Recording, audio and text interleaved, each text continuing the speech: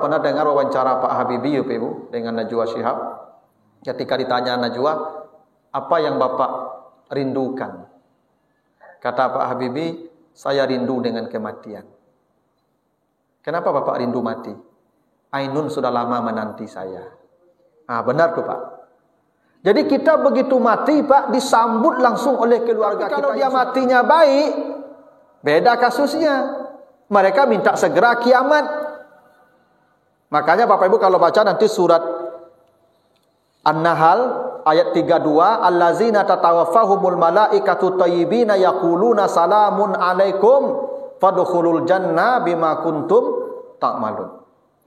Orang-orang yang matinya baik, kata Allah, para malaikat menyambutnya di setiap pintu-pintu langit dengan berkata salamun alaikum, sampai di alam barzah diberitahukan ini sorga. Ibu-ibu ya, yang lay pensiun ya, wuduk banyak nih. Ya make up ya kan lebih ibu lah kena make up lah kau. Ini gadi-gadi apa make up. Kalau umur 60 kau jangan make up je lah. Ya. Apa banyak wuduk lah.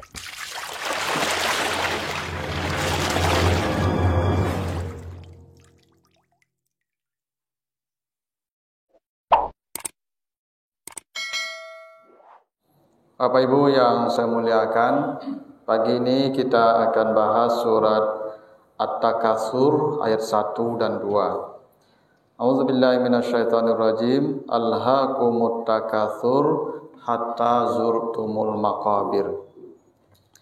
Kamu telah dilalaikan oleh At-Takatsur sampai kamu datang ke alam kubur. Itu terjemahan sederhananya surat At-Takatsur ini. Jadi kata Allah, kamu, kita ini manusia, telah dilalaikan oleh At-Takatsur. Apa itu At-Takatsur? At-Takatsur itu arti harfiahnya saling berlomba untuk menjadi yang paling banyak. Jadi kata takatsur itu dari kata kasir. Kasir itu artinya banyak. Jadi takatsur itu ada orang berlomba di dunia ini untuk mendapatkan yang paling banyak. Ada kalanya berlomba mendapatkan harta yang banyak, mendapatkan jabatan yang banyak, keturunan yang banyak. Itu namanya at-takatsur. Tapi dalam Al-Quran, at-takatsur ini yang melalaikan itu dijelaskan di surat Al-Munafiqun ayat yang ke-10. Kata Allah, ya ayyuhallazina amanu la tulhikum amwalukum wala auladukum an zikrillah. Jangan kamu dilalaikan oleh harta dan anak-anak daripada mengingat Allah. Jadi tadi kata Allah, kamu telah dilalaikan oleh at-takatsur. Dan yang membuat kita lalai kata Allah dua, harta dan anak. Dan itu memang faktanya begitu. Kalau Bapak Ibu tanya orang-orang yang tidak ikut salat berjamaah misalnya, yang tidak ikut pengajian misalnya, coba tanya, bako nak apa ibu pengajian patang? Pasti sibuk. Sibuk apa? Dua saja. Kalau tidak urusan pekerjaan, urusan anak atau cucu. Ya. Kalau ada orang terlambat salat, coba tanya, bako terlambat Pak? Dia tadi karajo sedang menumpuk panah. Tuh amwal namanya itu. Baku ibu lah jarang pengajian kini, cucu tak mau tinggal, kan? Aulad itu. Jadi memang dua ini yang paling banyak melalaikan manusia, harta, anak. Itu kenapa di surat At-Taghabun, ya, ayat yang ke-15 Allah mengatakan innama amwalukum wa auladukum fitnah. Hartamu, anak-anakmu adalah fitnah, ujian terberat bagimu. Wallahu indahu ajrun azim. Jangan kau lupa bahwa yang ada di sisi Allah jauh lebih baik daripada yang kau miliki daripada harta dan anak-anak ini. Tapi kita lupa kalau yang di sisi Allah itu jauh lebih baik, sehingga kita lalai disebabkan yang dua tadi, harta dan anak. Bapak Ibu, sampai kapan kelalaian kita ini berakhir? Kapan kita sadar kalau kita lalai? Kata Allah, hatta zurtumul makabir, sampai kamu masuk ke alam kubur. Lah mati manusia, Ibu, masuk dia ke alam barzah, baru dia tahu kalau dia lalai. Jadi Bapak Ibu, ayat ini menjelaskan ada satu alam lagi yang akan kita lewati setelah alam dunia ini, namanya alam kubur. Alam kubur ini yang disebut alam barzah. Jadi Bapak Ibu, kita ini, perjalanan kita ini panjang Bapak Ibu. Kata Allah, ya ayyuhal insan innaka kadihun ila rabbika kadahan famulaki. Semua kita akan bergerak, berjalan menuju Tuhan. Tapi perjalanan kita menuju Tuhan itu sangatlah panjang. Kita pernah melewati satu alam namanya alam arwah. Kata Allah di surah Al-Insan, hal ata alal insan hinum minad dahri lam yakun syai'am mazkura. Ada dulu fasenya, masanya manusia di satu alam, ada potongan masa kita berada di sana yang kita belum punya nama. Kita belum tahu apa-apa. Manusia di sini, tapi ada alamnya kita belum punya nama. Hingga manusia pun kita tidak disebut, namanya alam arwah. Makanya Bapak Ibu, di alam arwah itu kita mungkin jutaan tahun berada di sana dulu, dan kita tidak ingat. Makanya kadang-kadang sering kita Bapak Ibu bosobok jurang rasul-rasul lamo kenal 5 bo kenal japak alam arwah tu. Ya. Karena kita pernah satu alam di alam arwah dulu. Dari alam arwah pindah ke alam rahim. Dari alam rahim pindah ke alam dunia. Dan alam dunia ini kata Allah alam ujian. Inna khalaqnal insana min nutfatin amsyajin nabtalih. Kami jadikan manusia berbentuk fisik dari tanah agar dia diuji di dunia ini. Ujian apa yang Allah inginkan? Wallazi khalaqal mauta wal hayata liyabluwakum ayyukum ahsanu amala. Allah ingin tahu siapa amal kita yang paling baik. Jadi di dunia ini Bapak Ibu memang kita bukan untuk bersenang-senang. Untuk Allah uji siapa amal kita yang paling baik. Tapi ujian itu ada rintangannya. Apa rintangannya? Itulah tadi fitnah, harta dan anak. Sehingga dengan harta dan anak tidak jadi amal kita paling baik. Nah setelah alam dunia ini kita masuk lagi ke satu alam namanya alam barzah. Alam penantian. Barzah itu artinya pemisah. Barzah itu pemisah. Jadi dunia lewat, akhirat belum sampai, kita berada di antara itu, tidak bisa balik ke dunia, tidak bisa maju ke akhirat. Dua-dua alam kita lihat. Dunia kita lihat, akhirat kita lihat. Makanya barzah itu terpisah. Makanya di surat Ar-Rahman Allah menyebutkan ada dua lautan yang terpisah ya.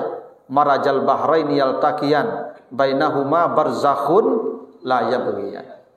Ada lautan dua yang lautan ini tidak menyatu, terpisah. Nah, terpisah itu barzah namanya. Jadi alam barzah ini Bapak Ibu alam pemisah antara dunia akhirat. Bapak Ibu kalau mati nanti akan berada di alam sana, namanya alam barzah. Dunia tampak, akhirat tampak, tapi kita tidak bisa balik ke dunia, tidak bisa maju ke akhirat. Kondisi manusia di alam barzah hanya salah satu dari dua saja. Pertama disebutkan di Ali Imran 169 sampai 171. Yang kedua disebutkan di surat Al-Mu'minun ayat 99 sampai 100.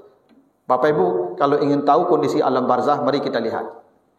Pertama Ali Imran 169 sampai 170. Wala tahsabanna allazina qutilu fi sabilillahi amwatan bal ahya inda rabbihim yurzakun. Kata Allah, jangan kau kira orang yang mati itu hilang.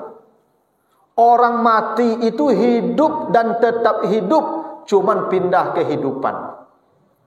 Jadi Bapak Ibu nanti kalau mati, Bapak Ibu tidak tahu kalau mati.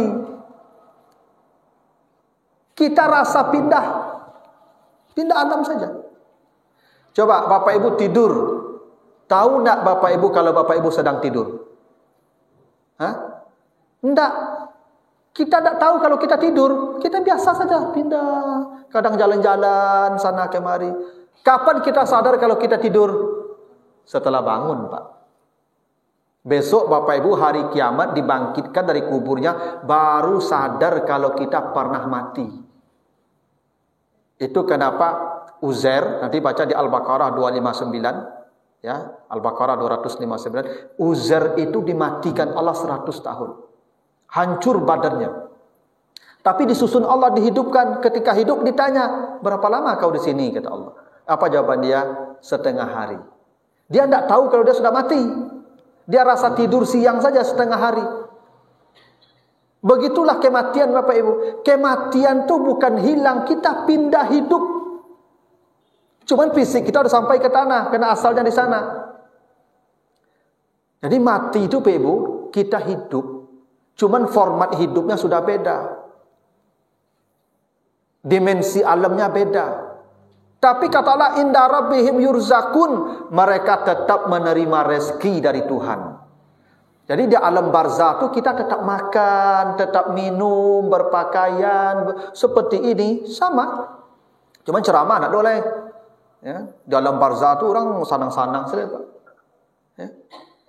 Bagaimana manusia di alam barzah itu? Farihina bima atahumullahu min fadli. Di alam barzah itu mereka bersenang-senang. Jadi Bapak Ibu kalau takut mati, itu tanda Bapak Ibu belum tahu alam barzah. Alam barzah itu alam yang penuh dengan kesenangan. Allah sebut itu farihin, mereka setiap saat bersenang-senang, bergembira ria. Di dunia ini Bapak Ibu lebih banyak susahnya daripada senangnya. Karena memang dunia diciptakan untuk ujian, dan ujian tidak pernah senang. Cobalah Bapak Ibu cari orang senang di dunia, tidak ada. Senang itu di mata orang. Itu makanya kata Allah, hidup dunia itu kesenangannya gurur, mataul gurur, kesenangan yang menipu. Tidak ada kesenangan abadi, kesenangan yang asli, tidak ada Bapak Ibu. Coba cari orang kayu, senang Bapak Ibu tu? Tidak. Mencari dia awak senang itu. Ini susah tu. Itu maka banyak orang kayu ko narkoba. Dia susah itu. Tak melaluk atau lah. Kesenangan dunia itu kesenangan yang gurur, mataul gurur, yang menipu. Kecik tukang becak, rancak jadi orang kayu, roto rancak AC, rumah rancak. Kecik orang kayu, rancak jadi orang miskin, itu tukang becak kok. Tapi jalan nanti becak lalu je.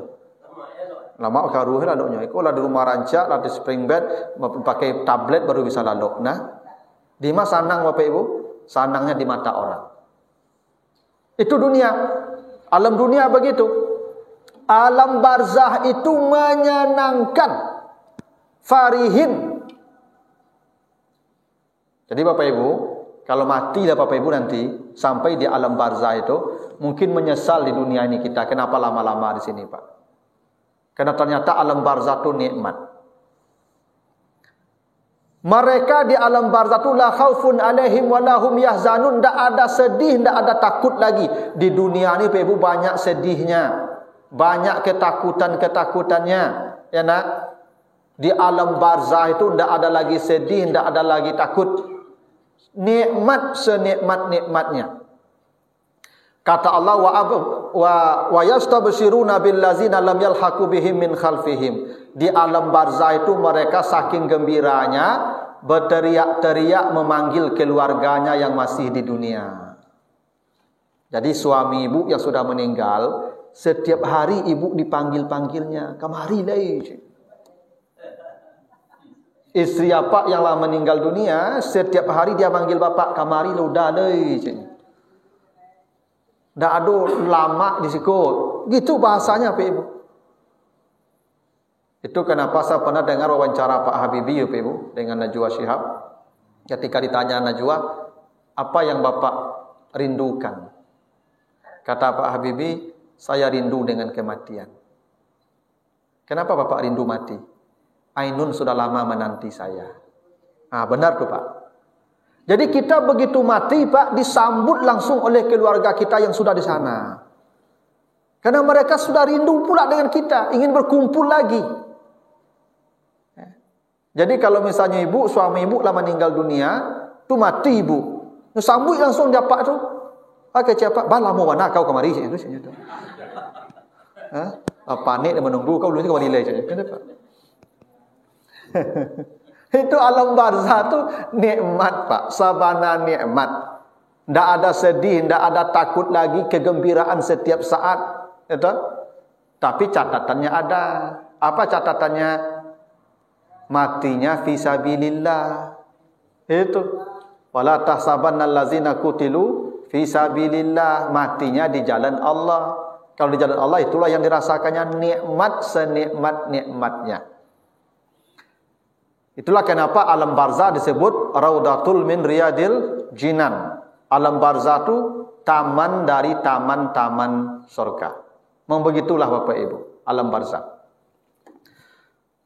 Tapi kalau Bapak Ibu tidak menemukan alam barzah seperti ini, Bapak Ibu akan menemukan alam barzah dalam tipe yang lain. Yang disebutkan di surat Al-Mu'minun ayat 99 sampai 100. Apa kata Allah? Ketika manusia meninggal dunia, dia pindah ke alam barzah. Sampai di alam barzah itu apa kata manusia? Rabbirji'uni. Ya Tuhan, tolonglah kembalikan saya ke dunia. Ada orang Bapak Ibu ketika mati itu berteriak-teriak minta dibalikkan Allah ke dunia. Untuk apa? Untuk apa kau minta balik ke dunia? La'alli a'malu salihan fima taraktu. Saya ingin menjemput semua amal saleh yang dulu saya tinggalkan. Saya ingin menjemput amal saleh yang dulu saya tinggalkan. Begitulah manusia Bapak Ibu, begitu sampai di alam barzah baru sadar kalau dia sudah lalai tadi. Itu yang kata Allah, alhaakumut takasur hatta zurtumul maqabir. Kapan dia tahu kalau dia lalai? Ketika sudah sampai di alam barzah. Baru manusia minta balik ke dunia untuk menjemput amal yang dia lalai dulu. Bapak Ibu, yang bisa baca Quran hari ini, tidak baca Quran, andai mati, Bapak Ibu akan berteriak minta balik ke dunia menjemput bacaan Quran yang hari ini. Percayalah. Bapak Ibu yang bisa sedekah hari ini, tidak bisa sedekah, padahal ada kemampuan sedekah. Kalau mati dah hari ini, minta balik ke dunia menjemput sedekah yang hari ini. Kau yang sudah subuh lari tadi ada dengan ceramah, kok mati hari kau? Mari hari untuk balik ke dunia kau mendengar ceramah subuh ini, Pak. Sayulah Pak Ibu kamu. Ya. Kau ada yang pulang sudah subuh langsung tadi, tidak dengar ceramah, lalu tahu ada ceramah sih kau, pulangnya. Kok matilah hari kau, pasti dia berteriak untuk balik ke dunia, minta balik ke dunia untuk mendengar ceramah subuh yang pagi ini. Tak percaya Bapak Ibu, cobalah, celiklah. Begitu. Kau mencuba tak balik lepak. Tapi begitu janji Allah, baru manusia ingat kalau dia lalai setelah sampai di alam barzah. Karena itulah manusia minta dibalikkan ke dunia untuk menjemput amal-amal yang dia tinggalkan. Tapi kata Allah, kalla, tidak. Innaha kalimatun wa huwa qailuha. Tidak ada manusia yang akan dibalikkan ke alam dunia. Wa min waraihim barzakh ila yaumi yub'asun. Karena kalian telah dikungkung di alam barzah sampai hari berbangkit. Jadi tidak ada manusia itu yang balik ke bumi, Pak. Ada kecil orang jadi harimau, jadi hantu, ya, itu tidak ada. Arwah gentayangan tak ada. Semua sudah berkumpul di alam barzah. Dan alam barzah itu kita nanti di sana sampai hari kiamat. Ya, di alam barzah itu memang tidak ada azab. Kalaupun ada azab, bukan azab dalam pengertian seperti di akhirat kelak, ada masuk neraka, ada yang dicambuk, tidak. Alam barzah itu alam penantian. Azab itu baru ada setelah dihisab. Setelah diadili, yang salah-salah, yang benar ini ganjarannya, baru manusia dapat balasan amalnya. Setelah hisab. Alam barzah belum dihisab. Karena itu azab kubur itu semacam teror saja. Jadi jangan bayangkan azab kubur itu dicambuk, diinjak, dibakar, digergaji. Nah, ya, kalaupun ada gambaran begitu, itu petakut saja agar kita baik-baik hidupnya, beramalnya maksimal. Karena alam barzah itu alam penantian, belum diazab. Itu kenapa selama di alam barzah, nanti Bapak Ibu baca surat Ghafir ayat 46. An-naru yu'raduna alaihi wuduwan wa asyian. Orang yang di alam barzah itu kata Allah, neraka dihadapkan pagi dan sore. Jadi mereka bukan diazab Pak, tapi dihadapkan neraka kontu anga. Wah. Kon neraka kontu anga. Sama Bapak Ibu kalau tidur pernah mimpi buruk? Takut tak? Iya, kayak begitulah alam barzah nanti Pak Ibu. Selama kita di alam barzah itu diteror terus nih. Itulah kenapa dia minta balik ke dunia. Karena melihat tempat yang akan dia tempati. Tapi kalau dia matinya baik, beda kasusnya. Mereka minta segera kiamat.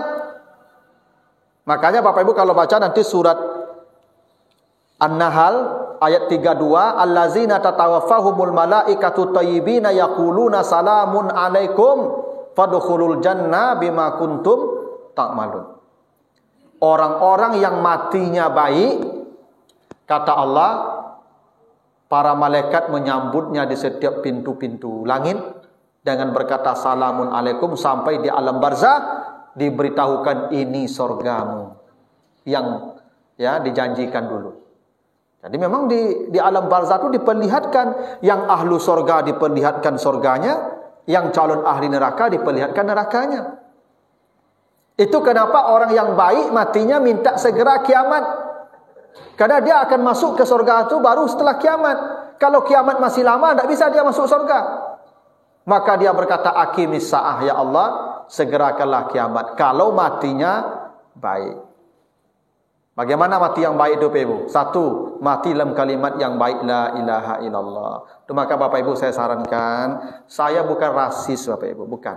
Tapi ini agama. Bapak Ibu kalau sudah sakarat nanti, sudah mulai sakitnya payah, jangan pernah dibawa ke rumah sakit non-muslim.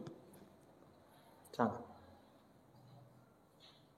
Lebih baik di rumah saja meninggalnya. Karena iman yang perlu diselamatkan, bukan fisik. Fisik tidak ada yang bisa lagi menolong, secanggih apapun dokternya.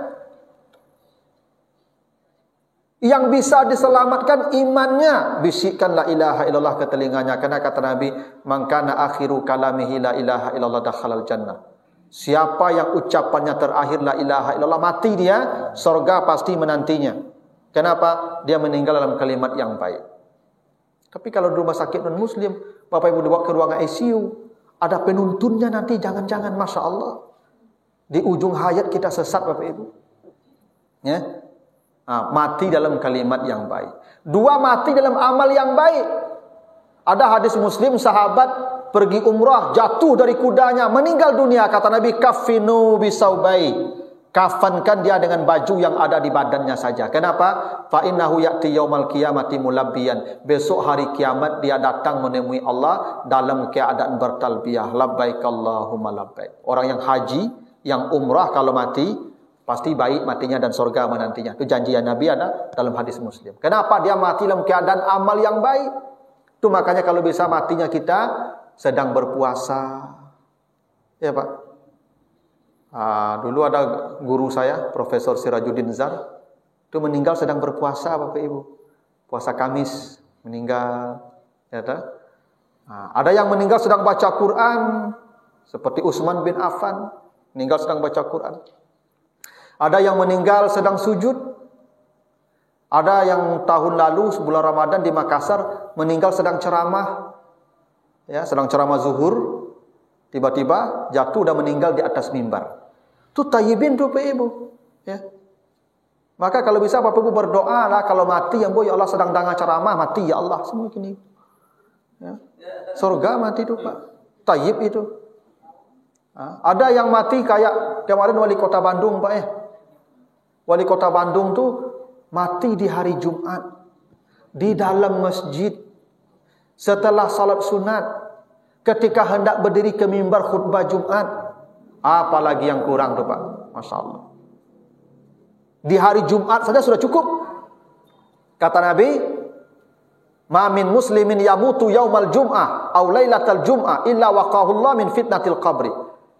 Siapapun yang mati di hari Jumat atau di malam Jumat, Islam mati di hari Jumat atau malam Jumat, dijamin selamat dari fitnah kubur sampai hari kiamat. Tak?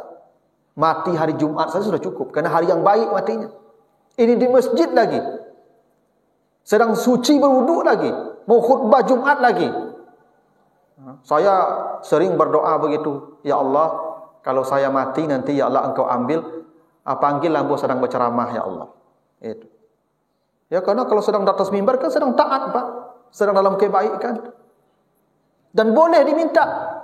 Ya Tuhan, matikan ambo sedang duduk di masjid. Boleh. Yang tak boleh tu, ya Tuhan, lama rasa ibana, kau lah payah, saya mati saya lagi. Itu putiaso nama tu, Pak. Ya. Kalau minta mati begitu, boleh. Boleh, Pak. Dan mati dalam keadaan tayyibin tu, mati dalam keadaan suci. Makanya di surah Ar-Rahman, ini terakhir ada apa kata Allah? Yauma izin la yusalu an zanbihi insun walajan. Ada besok ya, orang tak ditanya amalnya langsung masuk surga. Ada orang tak ditanya amalnya masuk surga. Sahabat bertanya, kenapa mereka tak ditanya amalnya masuk surga ya Rasulullah? Tak dihisap kata Nabi. Kenapa tak dihisap? Ghurran muhajjalin. Mereka selalu menjaga wudunya dan mati dalam keadaan suci. Makanya bapak-bapak, ibu-ibu, kalaulah bisa, jagalah wudhu ini.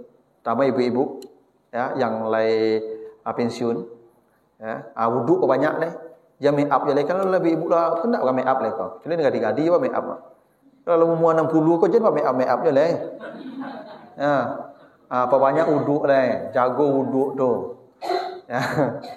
Terutama di kalaluk tu berwudhu ibu-ibu. Ya, berwudhu. Ya. Mana tahu kita mendak bangun lagi pagi ibu. Siapa yang menjamin ibu bangun pagi? Kan mati kita tu. Bismikallahumma ahya wa bismika mati tu. Banyak orang tidur tu tak jago oleh ibu. Kalau bapak ibu berwuduk mati, sudah. La yus'alu an zanbihi, tak ditanya dosanya, dia ke surga. Dah hebat tu. Jaga wuduk. Tapi di kalaluk tu wuduk sekali je ibu ya. Iza ataita ila firashika falyatawadda wudu'aka lis-shalah. Bila engkau hendak mendatangi tempat tidurmu kata Nabi, berwuduklah seperti wuduknya salat. Jadi ibu-ibu nanti tolong berwuduk menjelang salat, menjelang ke tempat tidur itu. Tapi kadang-kadang lah tua-tua kan banyak los. Kan dah wuduk kantui dah. Dah wuduk kantui dah. Jangan berwuduk panjang je ibu. Ya toh. Aku sudah wuduk golek akan tu itu pada kamar mandi balik. Ya kan? Lai tu keraju ibu sampai jam 1 sampai jam 2 le. Beko berang apa le di luar sekolah lok lai caknya. Ya dah. Berwuduk sekali saja ibu. La wuduk ibu tu lalu ibu dia kod tu mato dak mulalok lah putar-putar tu lah kantui dah dak alai. Jangan ulang wuduk. Lah dianggap suci tadi tu. Sebab perintah Nabi bila engkau hendak mendatangi kasurmu berwuduklah sekali saja. Jangan sampai pagi berwuduk kerajo. Abeku nyusi dapat le di luar sekolah lok lah dengan lalok mah wuduk panjang sama. Kalau bapak ibu mau matinya baik ya begitu, dan kita tak pernah tahu bapak ibu kapan kita akan dipanggil oleh Allah. Ya. Saya punya jamaah di Masjid Al-Falah ya, di Pasar Tabiang tu ada Masjid Al-Falah tu sebelah kiri. Tu jamaah beliau yang menjual peralatan salat di Mungko Masjid Pasar Tabiang itu. Jadi beliau meninggalnya Pak Ibu, tidak salah hari Jumat pagi Pak. Sudah sembahyang subuh. Sudah subuh beliau pulang pakai kain sarung, pakai peci, pakai koko. Lu dah mangga-mangga buka-buka le. Kecik beliau ke anak beliau, nak beko tolong jagoan apa yo kok tak kalok jam 6:30 muka kadai. Jadi Pak acak anaknya. 6:30 jagoan tak ada le. Pakai koko dia nak sudah sembahyang subuh. Meninggal. Dan bapak tu memang saleh, bapak tahu saleh apa tu. Ambo beli peci situ tu, selalu beli peci ambo situ. Dan yang unik dan ambo tak menemukan di Kota Padang ko, ibu dimanapun ya di Sumatera Barat ko. Beliau kalau jual beli selalu ijab kabul. Ambo beli peci ko, apa kecil beliau Pak Ustaz? Ambo jual peci ke Pak Ustaz ya 50.000. Ya Pak, ambo beli. Selalu begitu, tak pernah tidak ijab kabul. Iko yang langka kini Pak. Ya. Itu rukun jual beli Bapak Ibu. Tak sah jual beli kalau tidak ada ijab kabul tu. Begitu aturannya. Beliau selalu ijab kabul tu Pak. Dan itu yang saya senang kalau saya belanja di sana tu. Dan meninggalnya di hari yang baik dalam keadaan suci setelah salat subuh. Masya-Allah Bapak Ibu. Ya dah? Makanya Bapak Ibu rajin-rajin jaga wudu. Mana tahu mati malam tu. Alhamdulillah aman. Gitu. Termasuk ibu-ibu kalau lalu ada satu pesan Nabi ya. Bila perempuan tidur di malam hari, suaminya marah padanya, maka perempuan ini dilaknat malaikat sampai pagi, kalau mati neraka langsung menantinya. Tuh. Walaupun berwudu ibu lalu, tapi japak tak belok malam dulu. Jannah berkerajo ibu. Kok mati tak ada guna wudu ibu dulu tu. Maka menjalang lalu tu ibu calik bantu apak dulu. Kok le senyumnya ke ibu lalu le. Tapi kok mengambuk nyonya ajak tanya. Ada salah bapak banyak ajaknya. Kok banyak minta maaf cepet ibu ya. Dia lalu-lalu je ibu walaupun berwudu ibu ada guna wudu ibu dulu dah. Nah, kalau mati ibu tak baik mati ibu dulu tu. Itu yang paling pokok. Jadi ibu jangan pernah lalu kecuali apak nampak senyum. Kalau senyum apa lalu le. Bapak ada masalah hari ko. Okey caknya lalu le. Nah begitulah Bapak Ibu ya. Mudah-mudahan ada manfaatnya. Ada pertanyaan Ibu? Tidak ya. Pokoknya ibu jangan lalu di malam hari kecuali bertanya ke Pak lo. Aman Pak? Sip. Lalu le. Kalau tak jangan lalu-lalu je ibu. Kau mati ibu mereka. Tak baik mati ibu lah walaupun berwuduk ibu. Sedekah sampai ibu tu. Nah mudah-mudahan ada manfaatnya, lebih kurang mohon maaf. Assalamualaikum.